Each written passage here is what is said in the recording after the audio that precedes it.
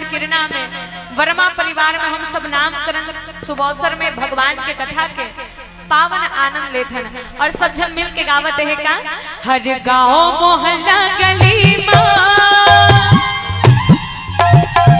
हर गांव मोहल्ला गली में रंग भगवा छाए रे हर गांव मोहल्ला गली में रंग भगवा छाए रे मोरिया बटपुरी बागभिया राजा राम आए रे मोरिया बटपुरी बागभिया राजा राम आए रे हर गांव मोहल्ला गली में हर गांव मोहल्ला गली में रंग भगवा छाए रे हर गांव मोहल्ला गली में रंग भगवा छाए रे मोरिया बटपुरी बाग संगी राजा राम आए रे मोरिया बटपुरी बाग भैया राजा राम आए रे। जय हो।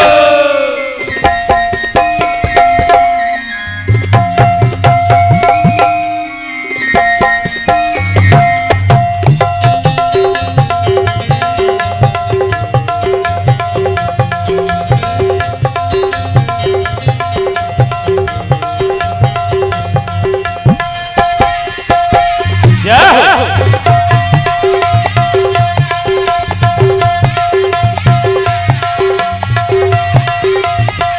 घर घर अंगना में तुलसी के चौना दीना ना जलाओ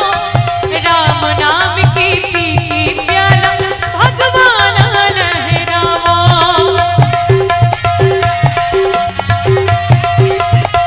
घर घर अंगना में तुलसी के चौना दीना ना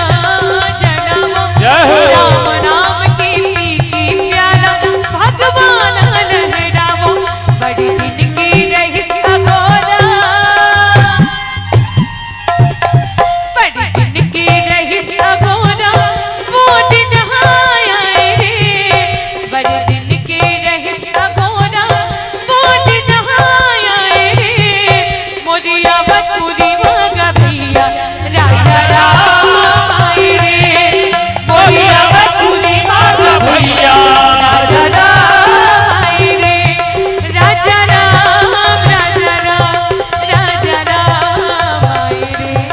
राजा राम राजा राम राजा राम आए रे राजा राम राजा राम राजा राम आए जय हो। राजा राम राजा राम राजा राम आए रे कि मोर किरणा गाँव संगी राजा राम